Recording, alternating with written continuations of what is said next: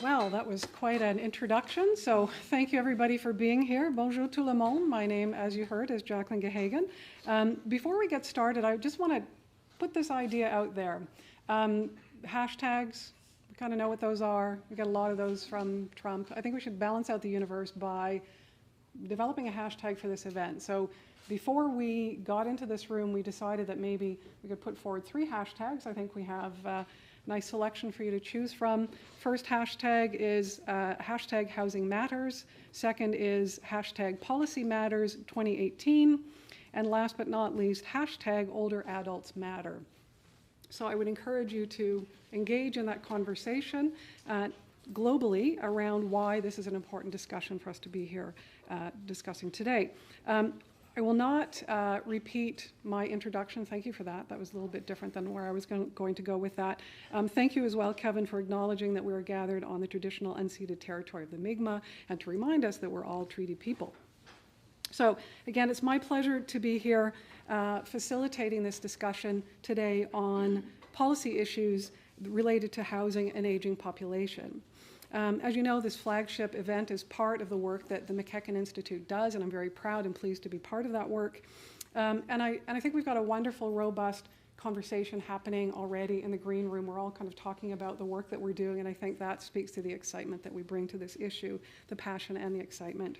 Before we get started with introducing the panelists, I'd like to just offer a few comments as opening remarks about why housing policy is such an important health issue for us to consider. And I talk about it as a health equity issue because from my perspective in the work that I do, housing is a key determinant of health. So if you want populations to stay well, you need to think about things like housing. It is a key determinant of health. One of the things that I wanted to just mention as a specific example is thinking about older populations that are often absent from our policy dialogues regarding why this is an important health equity issue. So I want to just draw your attention to the fact that the same generation of older lesbian, gay, bisexual, and trans folks who experience stigma, discrimination, violence when they're forced into the closet by social marginalization in their younger years, now in their older years are facing the likelihood of the final closet. Something to think about. Sorry, I'm getting over a head cold, so can everybody hear my booming enough? Yes? Okay, good. So think about that. Think about what it looks like for older LGBTQ folks in Canada to find safe, affordable, culturally competent housing in the mix. Something to consider.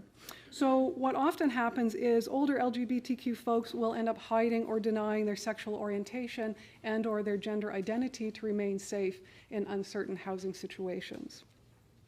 This is an important policy issue in relation to housing in that we know globally the health outcomes of lesbian, gay, bisexual, and trans populations are, on average, much worse than their heterosexual age-matched peers. This trend is the case for LGBTQ populations here in Canada, and this trend is particularly profound in regions of the country where there's limited supports for LGBTQ populations across the life course, including housing supports.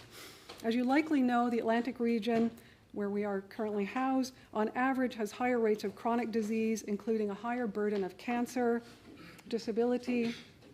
Hello. Hi, sorry. No problem. Join us, please. Higher degree of or rates of poverty and unemployment. So these complex and intertwined health and social factors actually contribute to poor health outcomes across the life course. The relationship, however, between health systems, health policies, and the burden of health on LGBTQ populations as they age in the Atlantic region is less well understood. And although we're witnessing great strides in advancing LGBTQ rights in Canada, it's important to note that, for example, in Nova Scotia, Prince Edward Island, New Brunswick, Newfoundland, and Labrador, we've adopted human rights legislation at differing rates. So why does that matter? The staggered approach, may stymie the process for policy recalibration in terms of our health and social policies. This has implications for housing. So, for example, when we think about the fact that homosexuality was decriminalized in 1969, why was it then that we didn't see same-sex marriage becoming legal until 2005? And what's interesting is nationally that became legal in 2005, and yet it wasn't until 2008 that we saw same-sex marriage was legal in PEI in 2014 in Newfoundland and Labrador. Further, the rights that one might have challenged in seeking housing can be complicated by things such as who has the right to make decision-making responses for individuals who are seeking housing.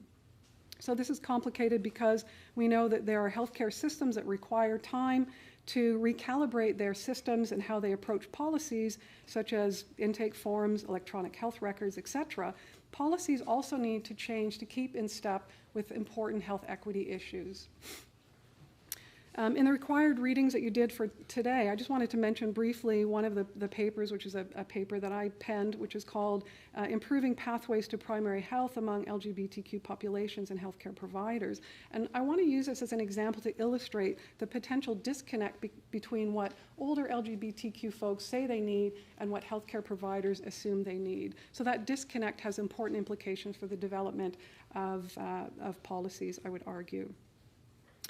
In my work with the European Union Centre of Excellence here at Dalhousie, we're actually looking at research, and Ren is involved in this research, looking at how to realign housing policies to be more amenable to the unique needs of older LGBTQ populations. And I think that's a significant challenge for us to think about.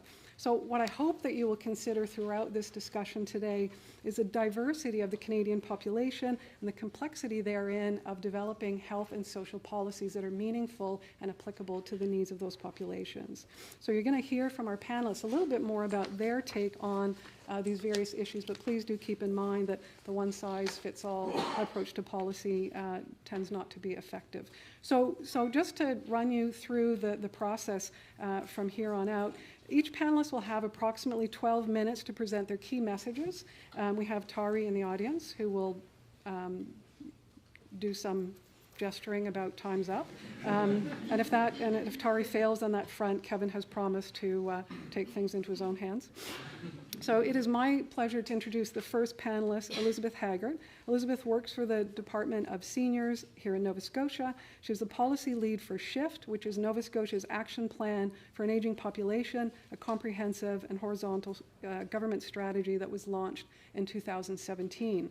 Elizabeth taught for 11 years at Mount St. Vincent University in the Masters of Adult Education, Studies and Lifelong Learning program while working full-time in policy roles with the Nova Scotia government. Over the course of her career, she has worked in a variety of capacities in the public, private, and education sectors in Nova Scotia, Ontario, Mexico, and Jamaica. Elizabeth holds a master's degree in adult education. Please join me in welcoming Elizabeth.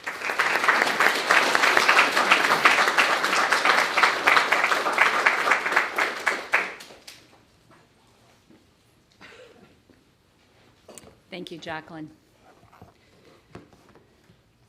So I have a question for you. Put up your hand in this room, all of you, and those of you who are watching at home, put up your hand if you're aging. Good answer. It's good to see. So as you know, we're all aging.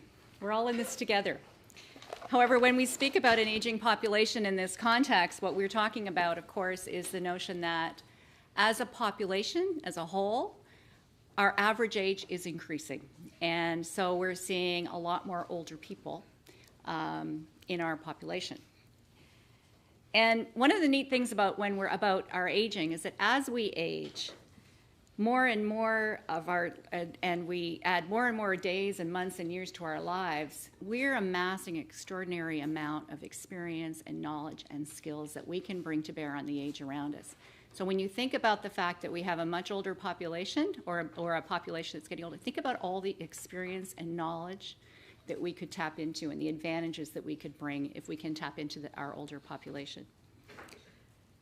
So I'm just going to throw out a couple of stats. Right now, 1 in 3 Nova Scotians is 55 and over. About 20% of us are 65 and over. And the 80-plus group is the fastest growing group in our population. There are more and more people turning 80, and that's because we're in healthy lives. Just keep that in mind.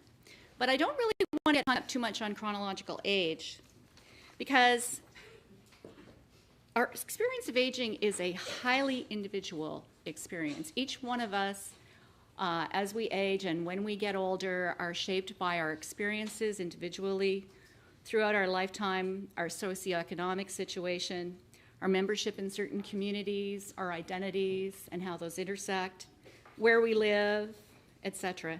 And these things, of course, also play a role in our health. And as Jacqueline has already pointed out in referencing the LGBT community, various different populations have very specific needs and interests and challenges. And so we need to be considering that diversity of our older populations. As diverse as the broader population. We can't lump older adults into a group. The other thing is that age, our health is not really linked to chronological age. We tend to think that aging is that an inevitable period of decline, and it doesn't have to be. And for some people, age is compounded by other factors, but we need to lose the stereotype. We need to understand that our population is very diverse and we need to respond. One size, as Jacqueline already said, doesn't fit all. However, there is one factor that one challenge that seems to be broadly experienced by many older people, not everyone, but many older people, and that's the broad challenge of social isolation. And social isolation is the emerging absence of meaningful relationships in our lives. And it's not only linked to, and it's not only a link to loneliness, but this particular concept of social isolation can have a profound impact on our health as we age and our ability to contribute and be continuing part of our population. And there are many reasons for that. It may be our identity, it may be our health, it may be the fact that all our friends, or we've lost a spouse, we've lost friends or a spouse. So we need to be aware of that. And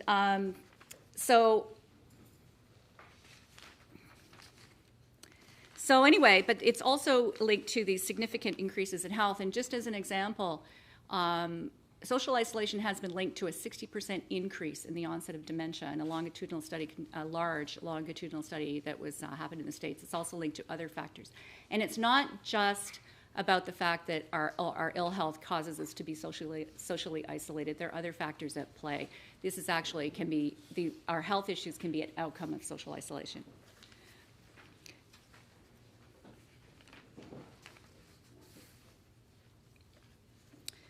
So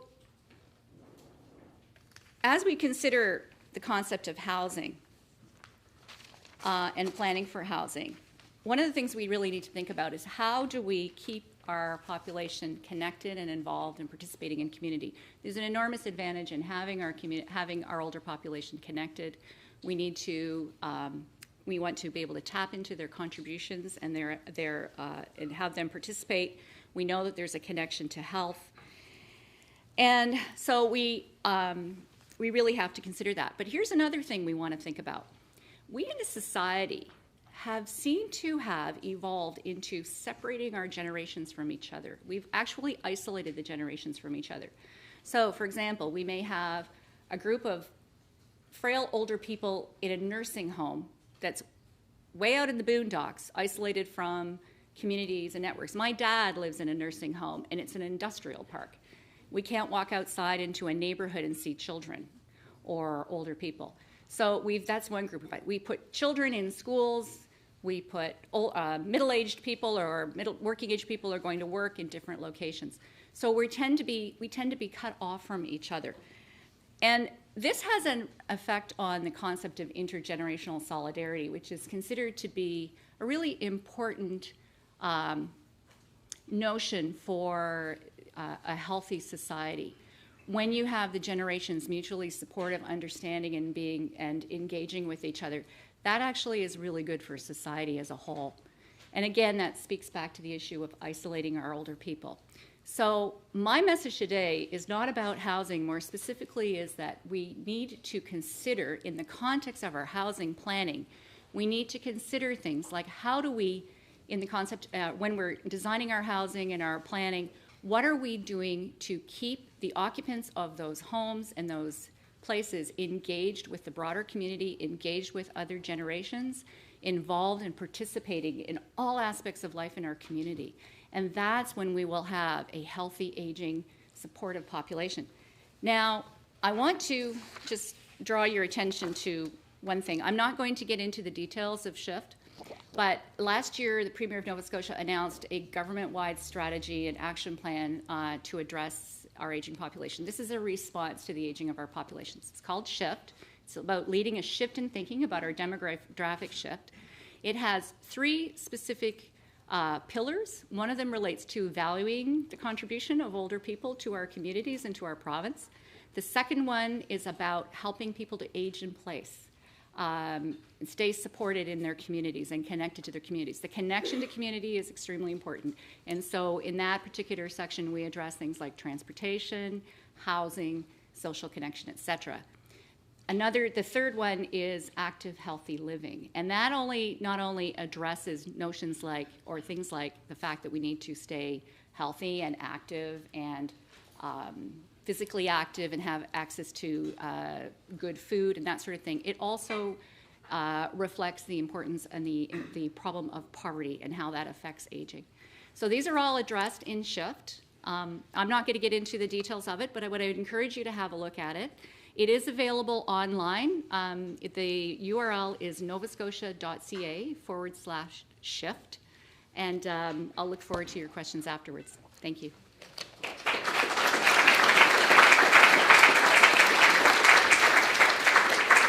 Thank you very much, Elizabeth. It's now my pleasure to introduce my colleague and founding fellow, Dr. Ren Thomas. Dr. Thomas, well, we've heard from your opening comments that Ren is an assistant professor here at Dalhousie University in the School of Planning. She's a researcher, writer, and instructor who is highly passionate about housing, transportation, growth management, and governance in urban centers. I would like to welcome Ren to the podium. Thank you.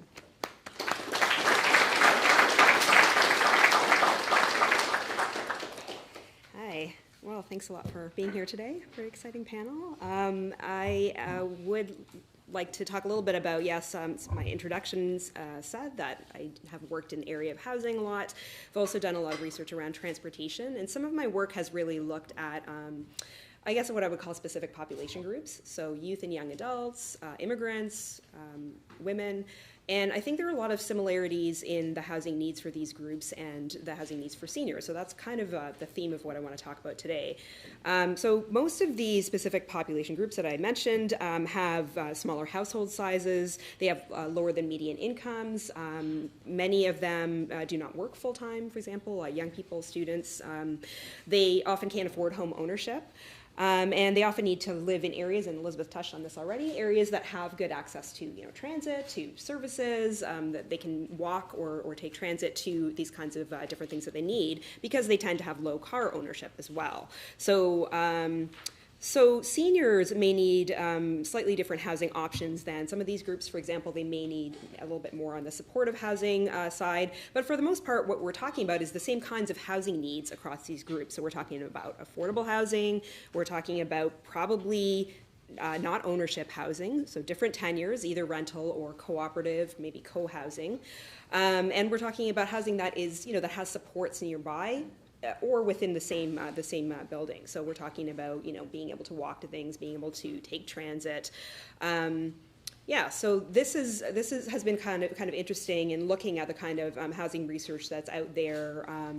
That a lot of people are really advocating for more housing choices, basically, a little bit more diversity than what we've been seeing traditionally, and that our federal government in particular and provincial governments have been supporting through their policies for quite some time now.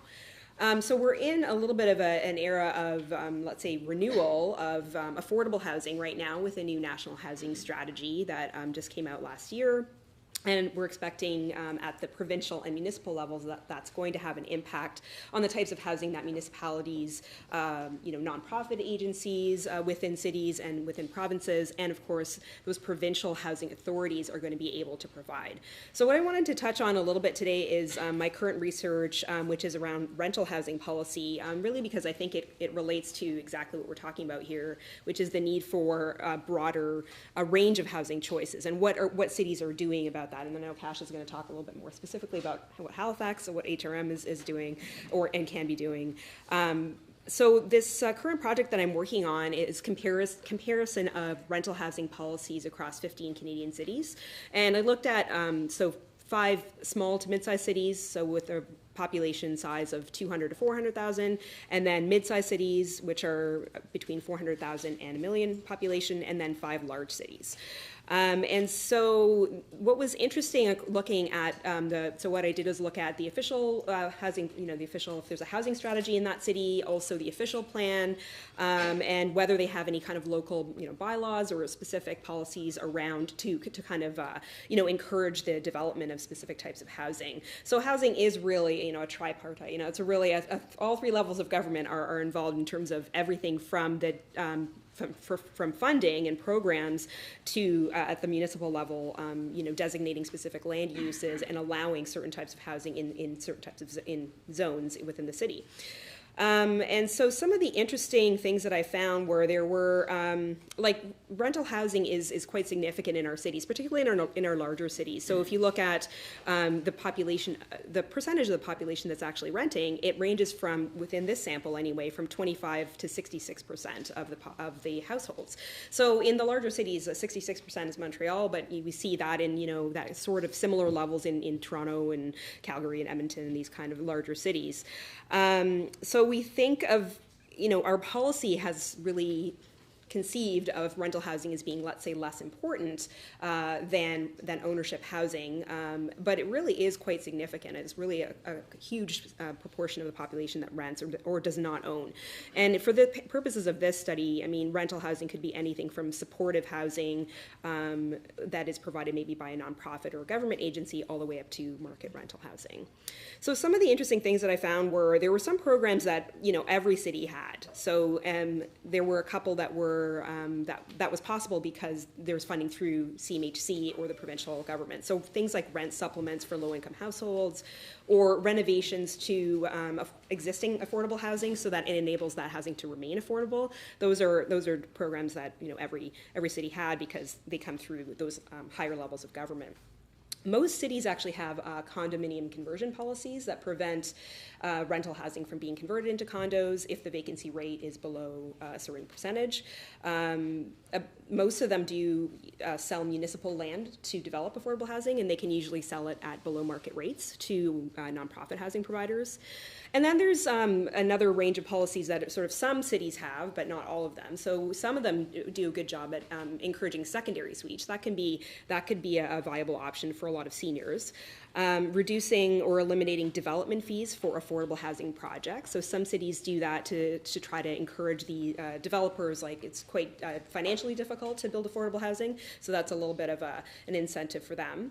There are some cities, not very many, that actually offer capital grants to build new rental units, and these are typically cities that have had really major shortages in their rental housing supply. I'll talk about one of those later. And then there's about a third of them that have inclusionary zoning, which is a policy that would allow the city to require that a certain percentage of new units are affordable. And most of the cities that have inclusionary zoning have it in very specific areas of the city, maybe in the downtown, in the main street, specific nodes within the city. So it's not widespread. The only place where it is widespread is out of my cities that I looked at is in Winnipeg. And then there's another kind of range of policies that very few cities have, but that are really kind of innovative, and I thought it was worth bringing up here. So there are a few cities that actually have municipal development corporations. They're usually arm's length organizations, but they basically involve the city buying and developing land for affordable housing, and sometimes even managing those units. There are housing reserve funds that some cities have. They're quite popular on the West Coast, I think. Out of my sample, Victoria and Vancouver had those, but even some smaller cities like Kelowna actually have that. And usually that developers would put a proportion of the fees that they're paying towards the city into this housing reserve fund, and then that can be used to develop affordable housing. And then some cities, including Halifax, actually have property tax forgiveness for nonprofit housing. So if you're a nonprofit agency, or authority, you can apply for that. So that takes the kind of expenses down a little bit. And then Victoria and Saskatoon, out of the sample I looked at, have a large supply of these municipal land banks. So they've been banking land for a long time. for 40, 50 years, and they can then use that land. They can either give or sell it to nonprofit developers to develop affordable housing. So there's this kind of range of programs that are a little more innovative that fewer cities have. And typically the cities that have, one of the ways that we chose the case studies for this project were we really wanted to get at some of those, like pull out some of those really innovative policies. And some of them are quite small cities, like the province of Quebec is quite innovative. One of the programs I wanted to mention as a very unique program today is this program called Accès Logis that the province runs, and it supports the crowdsourcing of housing. So it basically allows community groups, nonprofits, and public agencies to apply for funding, and then the municipality also contributes a percentage of that funding towards the development of affordable housing. And it's basically, there's two types. There's creating permanent housing for low to middle income people, but there's also creating permanent housing for with supports for seniors. So there's two kind of groups of housing or types of housing that can be built through that. And Sherbrooke, which was the smallest sample or city in my sample, contributes 15% to these projects. And so just a very small city, just over 200,000 in population, they'll be able to build about 240 new units within the next couple of years through that program. So some of the cities actually have access through their provincial governments to some really unique sources of money. Saskatchewan has been really innovative on the development of rental housing as well. They have a specific program that allows, they offer forgivable loans for up to 70% of the construction costs if it's going to be low-income housing that's produced. So they have this rental development program. And it's accessible not only by nonprofits, but also for-profit firms, cooperatives, First Nations, and municipalities as well. So there's some really interesting programs out there that I think are really going to contribute or starting to contribute to more affordable rental housing supply. And then places like Edmonton are trying to really develop more supportive housing as well within their communities. And there's some really interesting community-based organizations that are helping with the development of housing in Edmonton. There's the Homeward Trust and Federation of Community Leagues are these two sort of nonprofit organizations that are really involved. They even actually create their own housing plans. So it's an interesting kind of approach where it's not just the city that's kind of creating these strategic plans and sort of initiatives for the development of supportive housing. So I think that these types of, really the goal behind this project was to look at, we are operating, most municipalities are operating under constraints, major economic constraints, that we have been in this kind of uncertainty, policy uncertainty and funding uncertainty for quite a long time. But what I really wanted to understand was, are there municipalities out there that have, despite that condition, still been able to implement innovative programs, innovative policies, and that's really what I found, is that there are some of them out there, regardless of the size of the city, its location, or other constraints on it, they have managed to do that. So that was really what I wanted to speak about today, and hopefully that some of that continues, and and that I want to share these kind of innovative approaches so that cities like Halifax can hopefully benefit from that. Thank you.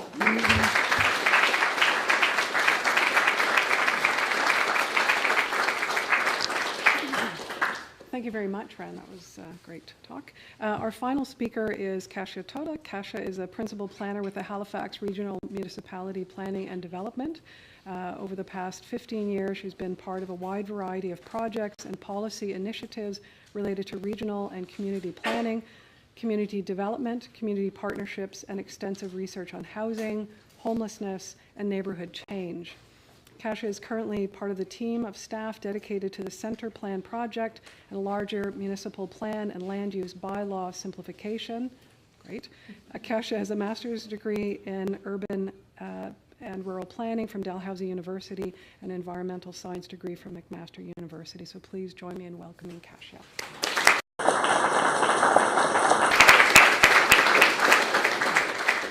Thank you, Jackie. I do a couple. Oh, it worked. That's all I had to do. Perfect. I'm the one with the slides, and but thank you very much for the invitation. Feel very honored and privileged to be here with to be part of this important conversation on truly an issue that touches each and every one of us, if not directly yet, then through our friends and family who are touched by the issue of housing for aging populations.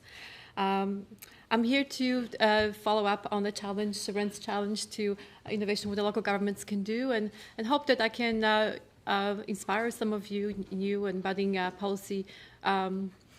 policymakers to get excited about policy at the local government level. It is truly important. It is a place that truly connects national issues to local issues, and it's where I think some true innovations can take place. So really excited to be here. So first of all, local governments. What do cities, towns, and villages do, and why do they exist?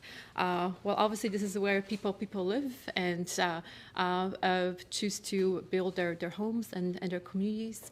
And as Ren said, the diversity of policy approaches across the country is truly indicative of the local conditions, the provincial legislation that forms those communities. And I think as cities and towns are constantly pushing against those powers and limits of legislation and trying to respond to the needs of local communities. And certainly Halifax has been part of larger conversations at the provincial level and the federal level around the national housing strategy and trying to really put forward the needs of our communities.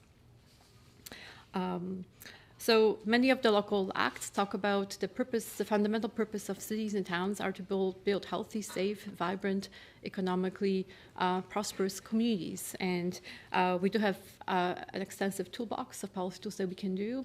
There are limits that we are trying to also remove, but fundamentally, regardless whether as a city, whether we have a direct role in the delivery of housing or not, cities through our planning policies and regulations have a tremendous role in shaping the housing markets and have the ability to provide or perhaps hold some of the social innovations around housing and the needs of our communities. Don't know how many people are here from are new to Halifax. Anyone? Yeah. Okay. A few. Okay.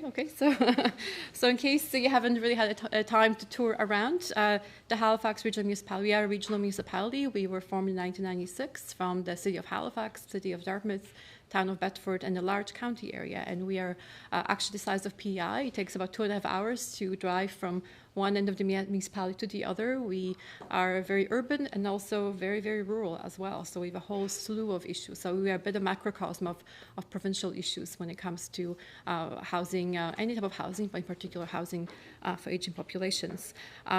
We are growing probably a little quicker than some of the other communities in Nova Scotia, and also our aging population is also increasing.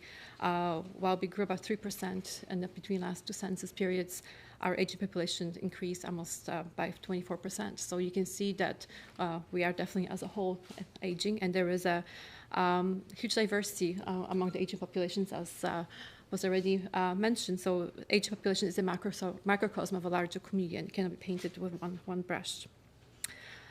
So seniors housing is incredibly complex, and so is housing in general.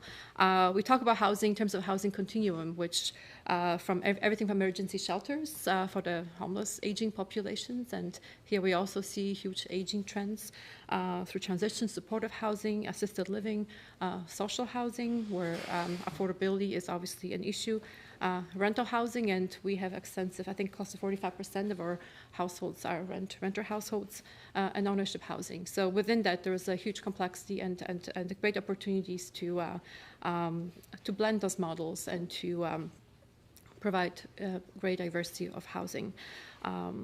We also know that the majority of our aging populations actually lives in mainstream housing, so be it rental or ownership. This is a huge area where seniors live, and only really 3 to 4% live in assisted living or long-term care. So there's really opportunity for the private sector, nonprofit sector, to address this, issues of aging. And unfortunately, as we all know from personal experiences, perhaps moving between the different forms of housing sometimes is not a choice. It often comes with a very acute health issue or others, and there's really not time, very little time to plan, and it really becomes an issue of crises. And when you are faced, or your loved ones are faced with this kind of situation, you really realize how perhaps limited some of the options are in your own community. So a few years ago, probably close to 10 years ago, there was a really extensive and really in-depth project looking at, out of Mount St. Vincent University, looking at the preferences and needs of seniors in Atlantic Canada. And it put out some key messages. I only picked a few, those that perhaps are most immediate to planning. And as we all know, seniors want to age at home, and not only in their own home, but in their own communities. And that's definitely a planning issue. Seniors are not thinking about the housing alternatives as it's usually an emergency or very acute situation when you're forced with a choice to leave your own home and look at our options. And while the majority of seniors still prefer seniors-only housing, some do not. Some actually, and perhaps it's because of that's all we know, that's all that exists up to now. Many are actually would prefer to live in part of intergenerational communities and be part of kind of broader community with young people and kids around. And there is actually some interesting innovations in this area as well. So I'm not going to get into all of the different, I think Ren gave us quite a comprehensive list of things the local governments can do depending on their, community interests, political interests, their resources, their legislation. But I think there are some kind of main kind of planning themes that we as at HRM as well are trying to implement to move forward. So obviously, more housing options located in locations that are close to other services are sort of a key theme, a key opportunity. I just had this little story. Hopefully, let me know if I'm too long. But I recently had this wonderful opportunity of my aunt visiting from Poland. I haven't seen her in over 20 years, and she's a senior now. It's been a while. And it was just interesting to watch her and my mom compare notes about, like the retirement years, here in Halifax versus Bydgoszcz, Poland. Don't try to say that city name. It's very hard to pronounce. And, it was just amazing. She's like, I'm so busy. I do so much. I can help on the streetcar and go, there's free university classes being offered, local university, and there's exercise classes, and I can go and watch the symphony, for like 2 złotych, which is like $1, super cheap, free transit, and she was just bragging about, her whole experience, right, of how amazing is Mom. So I was just like, Mom, don't pack your suitcases yet, But it just really was a great example of how, like how community can be organized around, aging populations. There's new events, new festivals, and really access to all those things that really help keep her really, really, really busy and engaged. So that's what we're trying to move towards in planning. Some more housing options, so things like secondary suites and backyard suites, coach houses, if you know what those are, tiny homes on lots. Shared housing, many of our land use planning policies are really pretty restrictive around those. Typically, we see them as group homes or rooming houses, but there are many other formats where, common areas are being shared with sort of smaller apartment units or just rooms. Ren already mentioned we do have low-income, tax exemptions for nonprofits, but also low-income seniors, which are really beneficial for rural seniors living in rural communities and trying to stay in their own homes. Those are really helpful. Home repairs here in Nova Scotia, that's more of the realm of the province. As well as energy retrofits, but in our Solar City program, for example, which offers financing help to install solar panels, can also go a long way towards energy security.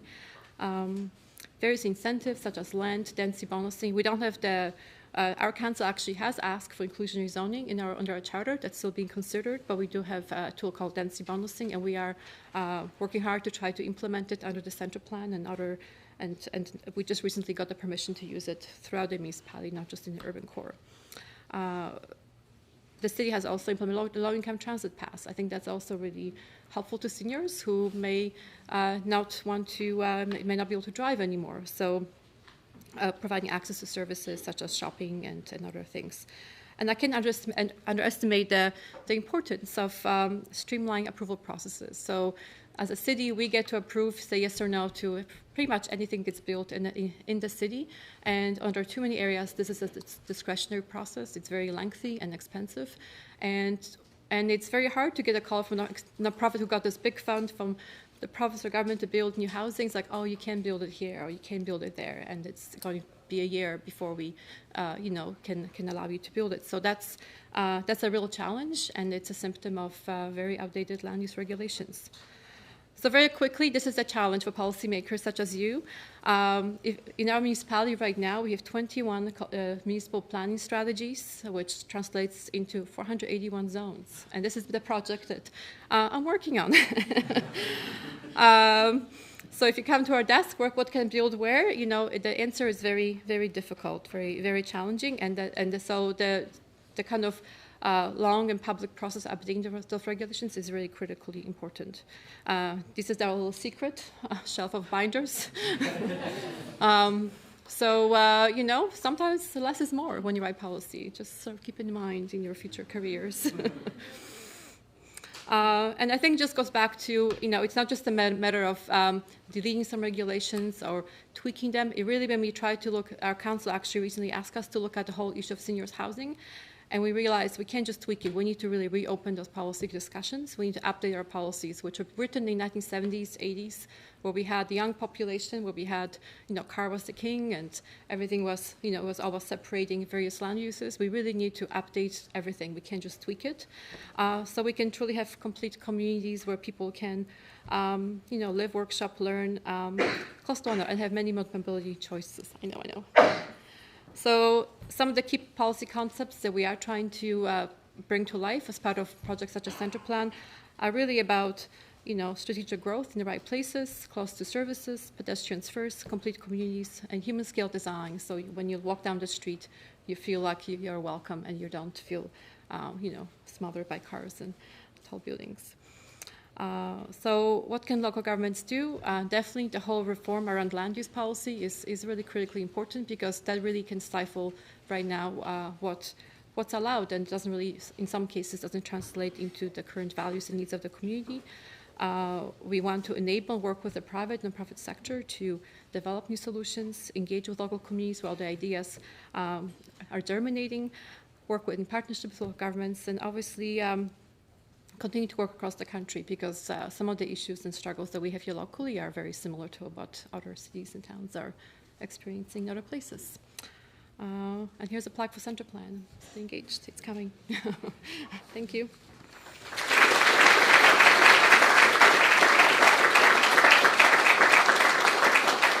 Thank you very much, Kasia. That was excellent presentation, and some of the complexities around the planning process. You can't hear me?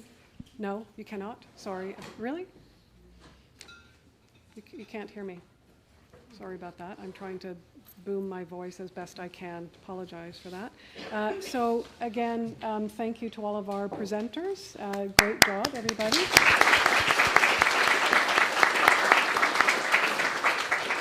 And this is the part of the program where we turn it over to our students, and the rules go like this. One person, one question, and so we've already sorted that out. So we know that we've got 5 students asking questions of a specific panelist, and then once we are through the formal questions from the students, we'll open up to community engagement and welcome questions from community. Okay? All right. So the first student asking a question, Sarah? Which one? Sarah Davies. Hi, I'm Sarah Davies. My question is actually for Dr. Hagin, if that's okay with yourself. Sure. Yeah? It's just in regard to affordable housing. I was wondering what your thoughts would be on if affordable housing could kind of offset some of the wait lists that people are on for healthcare facilities. Because if people could possibly afford to stay at home a bit longer, get care at home, it would lighten a little on the wait list for people who really do need those. Yeah, no, that's a great question. Thank you for asking that. I didn't have time to go into the work that we did in the EU, so the European Union portability around policies, including housing and healthcare policies, is a really nice model. I have a copy of that paper here, which I'd be happy to give to you. But yes, I do think that we need to look at things differently. So for example, in one of the models, it's people who need somewhat of an assisted living facility all the way through palliative care. And so thinking about models such as that where, and this is in relation to older LGBTQ folks, that kind of model makes a lot of sense. So again, it's a safe facility. People know that everybody that is there is gay or gay friendly, and it works across the life course for those older populations. So I do think there's something promising in that. The reality is our healthcare, and this is why I mentioned both the healthcare and housing as really important stumbling blocks for these policy discussions, because they tend to be very separate. So I do think there's lots of work that can be done, and I think there's some creative examples we can glean from the EU, and I'll be happy to share my paper with you afterwards. Thanks, Sarah. I didn't know I was getting a question. There you go. Okay. We're moving on to our second student. Herodia has a question. You can please tell us who it is for, and over to you, please. Thank you. My question is going out to Dr. Rain. Since the housing market in Atlantic City is growing, and the senior population is also growing, but their economic impact is going down, is there any effective policy like Nova Scotia province is making to safeguard the senior population in acquiring affordable houses? Oh, that's a good question. Yeah, the seniors population is increasing here, and so there is, and generally our population is increasing. So there is increased demand for rental housing. Halifax is actually fairly good at supplying rental housing.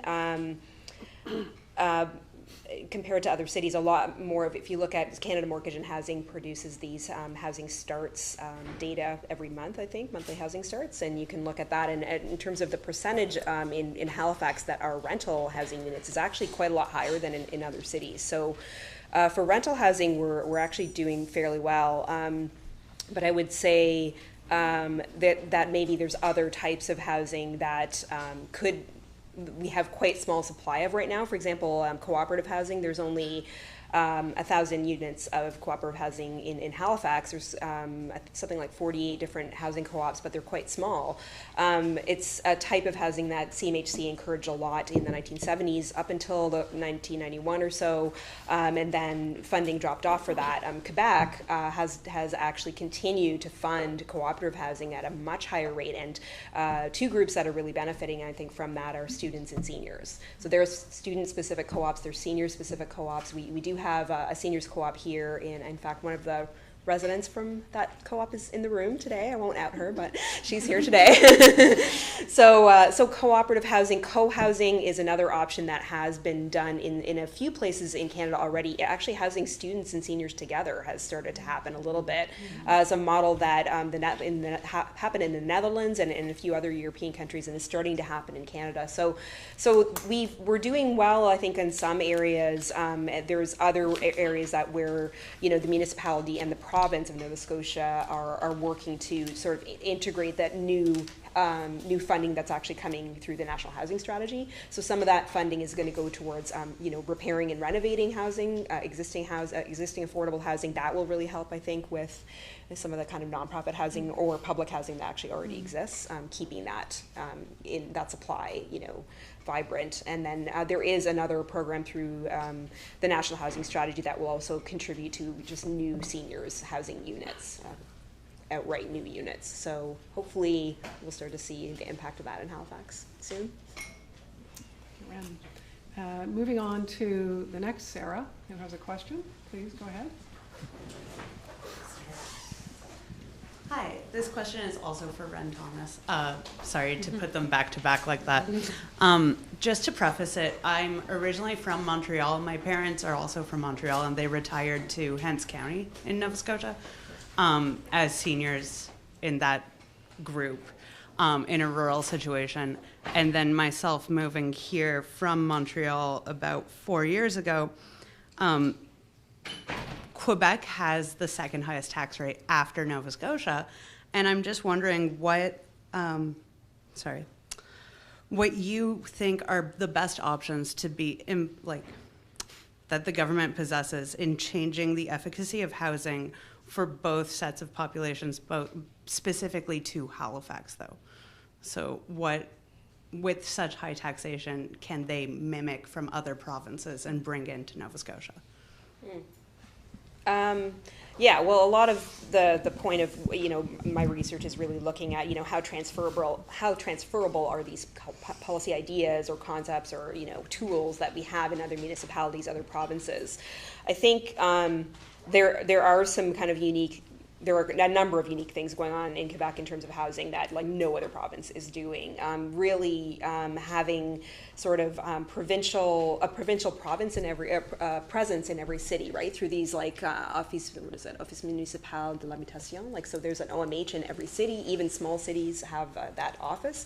So that I think makes a huge difference in the way that policies and funding and actual units get built, right? Because there's a provincial presence in every single city. There's an actual office, and there's SHQ, Société d'Habitation de Québec, actually, has that, is the kind of mothership, and then all these kind of. So I think that kind of having that kind of organization really makes a difference in the way that the units actually get built, and that applies to things like co-op housing too. That there is like a provincial sort of approach that says we believe in cooperative housing. We want to keep funding it regardless of what the CMHC is doing or whatever their funding levels are. So we believe so strongly in that we're going to fund technical resource groups that if you want to start a co-op in our province, we'll set you up with an architect and an engineer and a lawyer and we'll help you set up your co-op. So those are some really unique approaches I think that Quebec is using that no other province is using, that it could be easily, I think, transferable, but it would require the province of Nova Scotia or other province, whoever wants to adopt it, to actually take that stance and say, we think that this type of housing is important, and we think that it has a lot of utility for different groups of, in the population, whether it's seniors, whether it's students, and new immigrants, whoever that is. So it really comes down to, what's the kind of provincial, I think, in terms of municipalities being able to do things, it really does come down to, that provincial mandate and, what do they think is important, because that's what allows municipalities, gives them the funding and kind of allows them to do a lot of the innovative things that they can do. But maybe Kasia might have something to add on. Am I allowed? or are we supposed to stick to the specific person? Sorry. Yeah. No, I absolutely agree. Quebec is always very, very different, and they've stayed, even when the federal government has withdrawn from funding housing, they've stayed the course and they've continued to fund housing. So I think it is a matter of priorities and giving municipalities more tools and funding to do things. Great. Okay, thank you very much for that question. Can we move on to Michael? Please, thank you. Hi, my question is for Elizabeth, and it's in regards to social isolation. So it was noted as the #1 emerging issue for the aging population. So I just wanted to know how housing policy in rural areas can be used to combat the emerging issue of social isolation. It's a really interesting question, Michael, because as I mentioned before, we have to consider housing not only in terms of the availability and affordability of it, but also in terms of how housing connects us or how we can stay connected to community.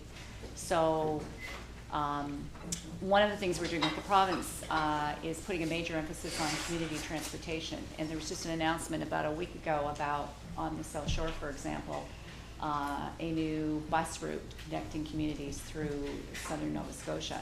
So there's been a major effort happening around community transportation, not in there. And then there's a new organization that's actually been established called Community Transportation Nova Scotia that has brought together the two major transportation networks in the province, along with private sector and not-for-profit delivers of services.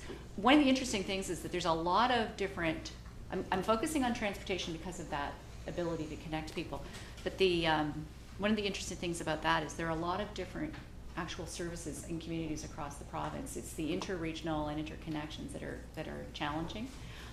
There are also various different models of transportation, and so some of them are delivered by volunteer organizations, others are more formal, some of them are businesses. So there are many different kinds, and they're responding in different ways in the different communities around the province. Does that help? Yeah, for sure. Thank you. Great. Thank you, Michael. Last but not least, Amber, please. My question is also for you, Elizabeth. I'm wondering if you can speak to the human resource challenges faced by our own municipality and several others across the region, where demand for home care services, such as assisted living care, are projected to increase at a rate 3 times greater than the projected growth in home care employment, and if you see a big role with technology being played in trying to meet that demand. That's an interesting question. I'm not actually with the Department of Health is responsible for continuing care. It's a huge organization within the department that is looking at continuing care with and focusing on that particular thing. What I do want to point out is that we need to address home care needs. We need to put various supports in place for older people, and many people can stay in their homes with sufficient supports in place. And that needs to be beyond the issue of home care services itself and also extend to other kinds of supports that people need. But the other thing I want to point out is that I think there's a tendency, and I'm not going to answer, I don't think I'm answering your question directly, so maybe we can chat about it afterwards, and I may be able to route you to, connect you to the place to get your a more definitive answer. But one of the things that it was really surprising to me when I learned this, and that is that 75% of Canadians over the age of 85 are not frail. And so we all have this kind of stereotype in our heads of the old, frail person in their home who's disconnected and who needs support and services. And yes, there are many people across the generations who do that, but it's a very specific part of the population, and so we need to consider those demographics. We need to consider in our policy development, we need to make sure we really understand what the true needs are. And so when you get into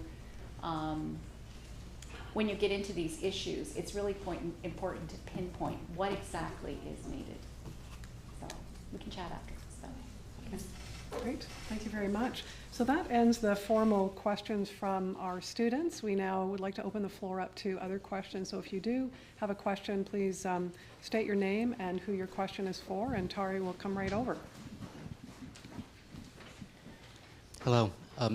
I'm David Wimberly, and I'm with Transition Bay St. Margaret's, and we're offering a symposium on this subject, but it's more like how to do it rather than the policy issues. So this is excellent foundation for exploring how to do it. And it grew out of work we did with the Seniors Association in St. Margaret's Bay. So I'll start by inviting everyone to at least check this out and consider going. Particularly if you, we would say, start early in living cooperatively and get used to it. So it's at transitionbay.ca/events, and it's called Housing Outside the Box, Creative Affordable Options for Healthy Housing Symposium, and it's on October 13th. It's a full day, and it's only about 15 minutes out from the Rotary, so it's close. And carpool. But the question arising from that is that given all the benefits of seniors learning to live cooperatively with others, and particularly the benefits for living with multi-age groups, we're exploring how you can physically learn to open your house up to a renter, or subdivide the house, or start a community land trust, something that wasn't mentioned here, but the panelists are all shaking their heads. I think that's part of the wave of the future. So the question is, how do we support seniors and others to be confident in learning to live in multi-age community, and especially to learn to share their existing homes? Since the main thing that seniors keep saying is, I really wanted to live where I am, but I can't manage this place anymore. And yet they're afraid to have someone come in. And we have so much wealth. We wouldn't need to build so much. It's so much less expensive, and it's so much better. How do we do it? I think that's a question that touches on what every one of our panelists have said. So. Great, thank you very much for that question. So we'll maybe start at this end, Kasia, and let you have a run at that question, the sort of intergenerational housing conundrum. Yeah, so Ren probably has more experience than I do in cooperative living, as she lives in one. But I imagine it's like anything else. It's really about sharing experiences and creating networks of support, and maybe having some kind of connecting organization that perhaps can actually promote the idea and share experiences and develop. Whether it's screening or matching, potential tenants with, and I guess Airbnb, we all know what Airbnb is doing that to some extent right now. It's the largest platform, but many seniors may not be, comfortable with that. But I think something at the community level where if a senior has a trust with a given organization that can help connect them to someone else. And then I think it is a little bit of figuring out as you go, because that's the thing with our homes. They're very personal. We all have our, routines and traditions and the way of doing things. And sometimes the little things that can sort of like impinge on it being success or complete, not success. So I think it just comes to, and you're probably right, experimenting with that, perhaps earlier, so you can get used to it, and not when it's a crisis and you're faced with, I need to move out, next month or else. So I think planning for your housing is really important. I don't know whether we do enough education and whether we have enough conversations in our own communities about it. How do you plan for the time when something might happen? So that would be my 2 cents, but Ren probably has. Yeah, I find this a very interesting question because I feel like it's very culturally specific. Because in a lot of communities, it's quite normal to live in multi-generational homes. So a senior wouldn't really be living in a big home all by themselves. I get that the Canadian, let's say, Western model is very different. It's very nuclear family, very, home ownership, nuclear family. There's like parents and kids and that's it. But it's I would say just looking to, other neighbors who are from, maybe other cultures that are doing that are living with, maybe grandparents or, grandkids or whatever, or, other extended family members. I mean, that's quite common still in many immigrant communities that, you live with somebody for the first several months after you get to the country, and it might even be a lot of families actually buy homes together. People who have small children even do that, or who don't have kids yet. So I would say there's those kinds of models around everywhere in terms of living intergenerationally, but they may be less common in this, let's say, Canadian Anglo-Saxon context. That's just my 2 cents on that. Elizabeth, did you have anything you wanted to add to that? Yeah, I think Ren's right. That it's very interesting about the culturally specific comment. I think it's something that we just can't. It's just one size isn't going to fit all. We're going to find different models for different groups of people, and some are going to create them themselves, and others we're going to need to support and find ways to support. But it's an interesting thought, interesting question. Yeah. Okay, well, we have time for, I think we had a hand up over here. Tari, would you mind? I think we have a question right here, and then we'll come over to you. Okay, thank you. Hi, my name is Alex. The question that I have is for Kasia Tota. There's been a lot of emphasis in the last number of years with regards to the center plan, which folded 4 of those sub-plans, but there's still 17 others left.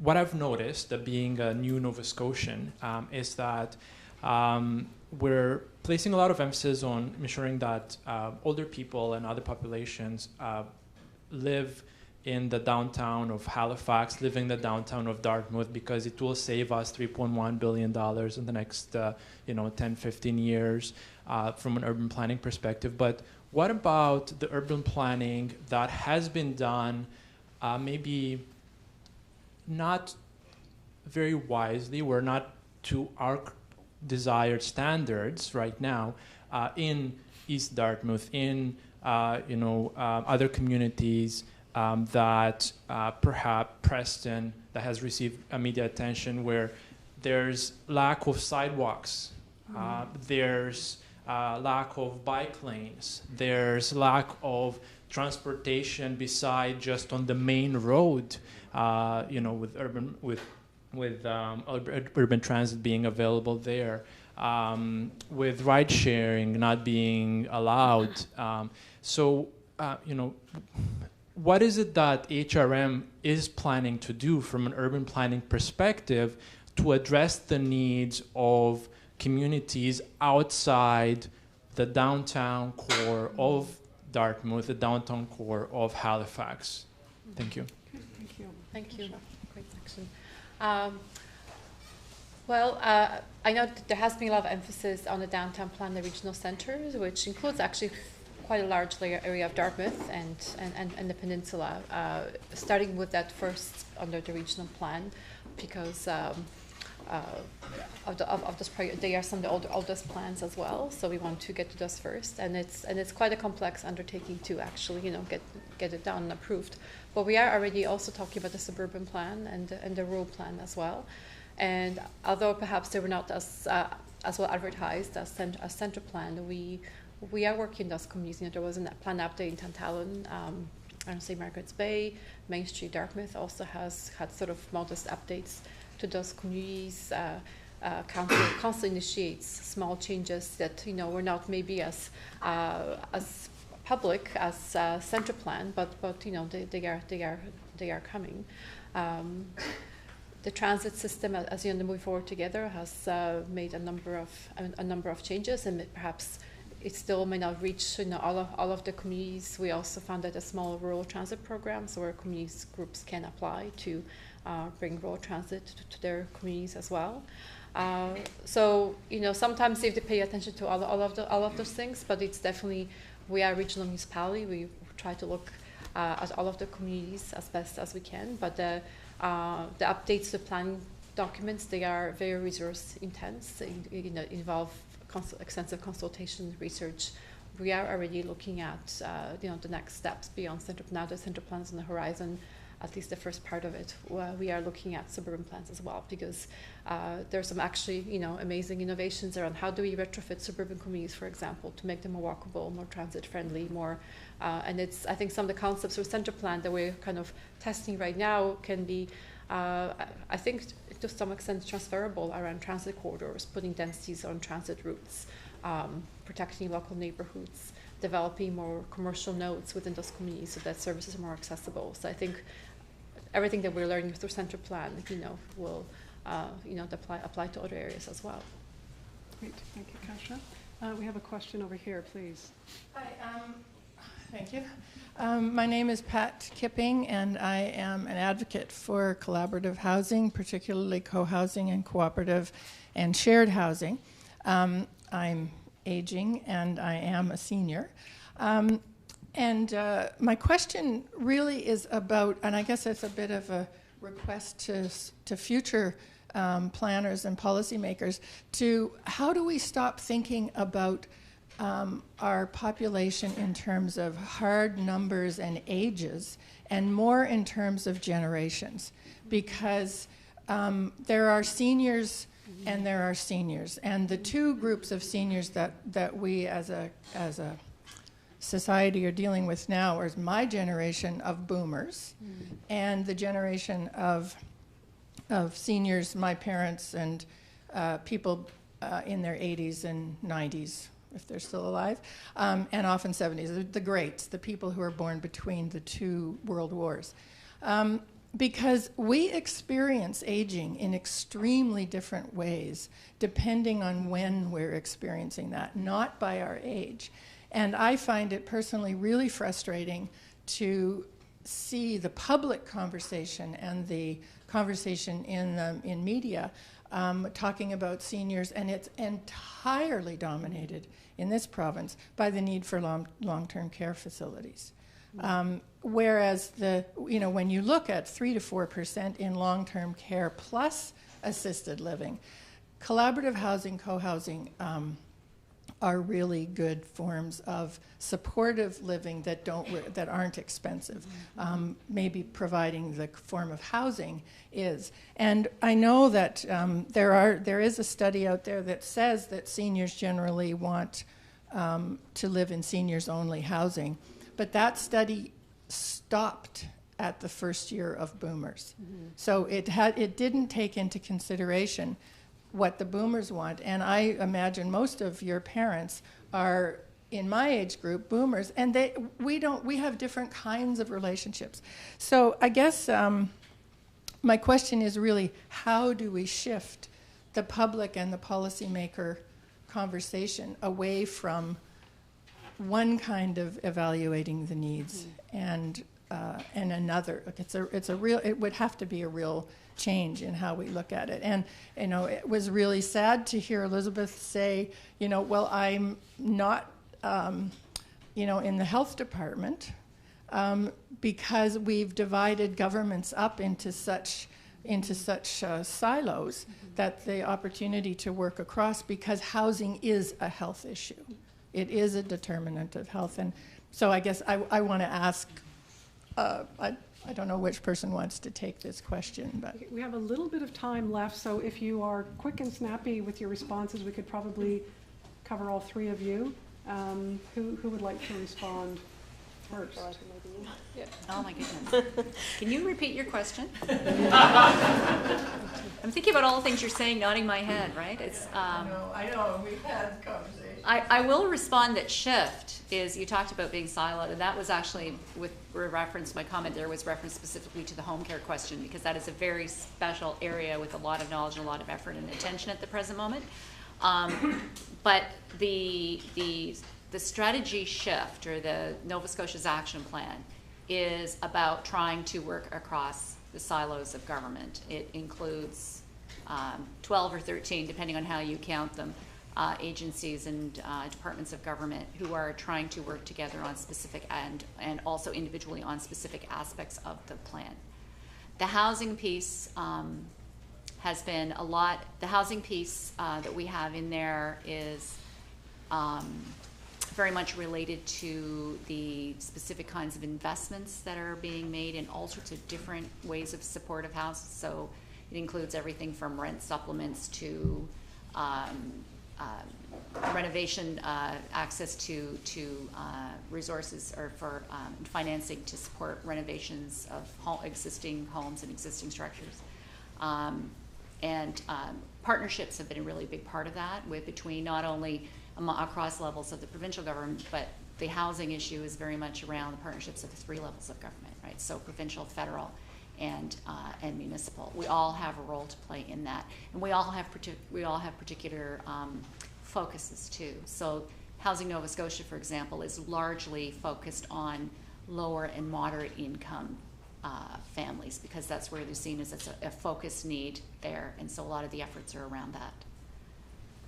But you've been a great resource to us. Pat was part of the working group that provided recommendations to us on shift, and the person raising her hand over there actually led that work, so she might have some comments to add to that. So just before we go rogue here, right. Would either of our other panelists like to respond to that question? Oh, sure. And we also had great conversations, Pat. You're so engaged in this issue. I think part of it is truly changing the conversation. I think research, it's not, because it's not really the folks who are, seniors right now, but what is it, the wave, the 50 plus or the 45 plus even, what are the trends, what are the tastes, what are the kind of cultural norms and preferences. So I think having research into the groups are up and coming, will tell you more about what are the emerging needs, what do we need to plan for versus what's kind of happening right now. But I think because of the wave and the numbers, we are so faced with this sort of almost like a wave of unmet need right now that's hard to kind of plan ahead and think about how things are changing. So I think conversation like this and partnerships between the researchers and policymakers are so crucial. And I think broaden the scope, and even with housing, I think the focus is so narrow on the really the lowest income seniors, right? So anyone just above that, there's very little access to funding or resources to kind of develop some kind of interesting models that may then eventually also benefit some of the lower income seniors, or have more inclusive and mixed income communities be part of just like cooperatives. The co-ops have always been so. So I think just more of this kind of conversation is very, very powerful and very, very much needed. So.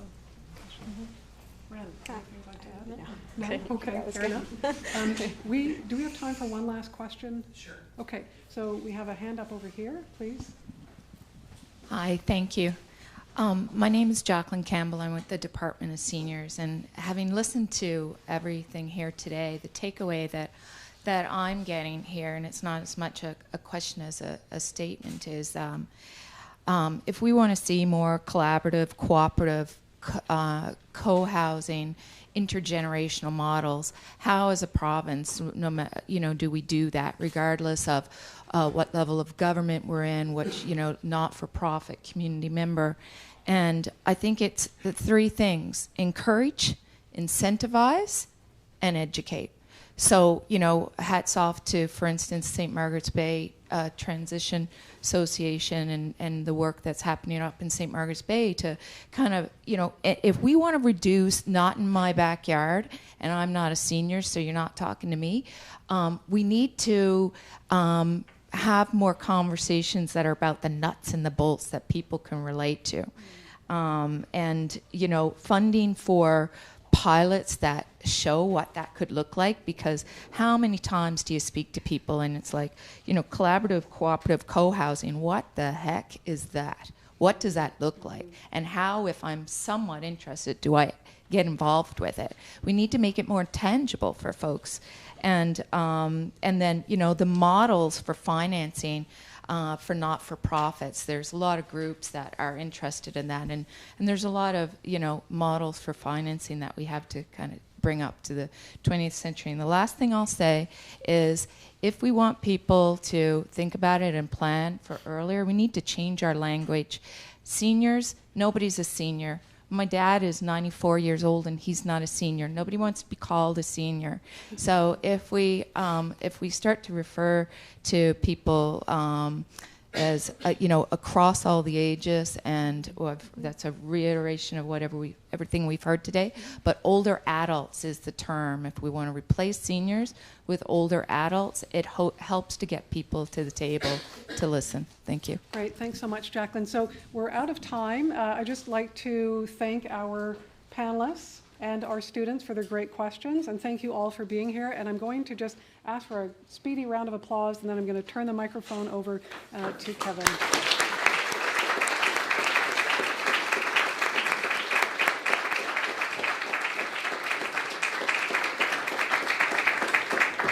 Thanks so much, Jackie. Thanks so much to our panelists. What a great talk, such an important issue. I want to remind everybody to please join us across the street at the Art Gallery for our opening reception, and please take the opportunity to talk to our new founding fellows, also our panelists. We will offer a token of your appreciation to our panelists and to our chair after our roundtable at the McEachern Institute later this afternoon. So one last point is next week's panel is going to be a total disaster. We're talking about emergency management next week, and it's the 15th anniversary thereabouts of Hurricane Juan, and so we'll have a group of academics and practitioners talking about emergency response. course, it's a total crisis in North Carolina right now, but it is the kind of backdrop and sort of somewhat deliberately why we chose it at this time of year, because it's a top-of-mind issue, and emergency management is a really complicated issue. We want to talk about it operationally, we want to talk about ethics and law, et cetera, and a lot of other issues to get into. And I'll be joined on that panel with Dr. Hassan Habib, with whom I work on issues of emergency management, and we'll have some other practitioners there as well. So please join us next week for the panel on emergency management. Thanks again to our panelists this week, and please join us for the reception. Thanks so much.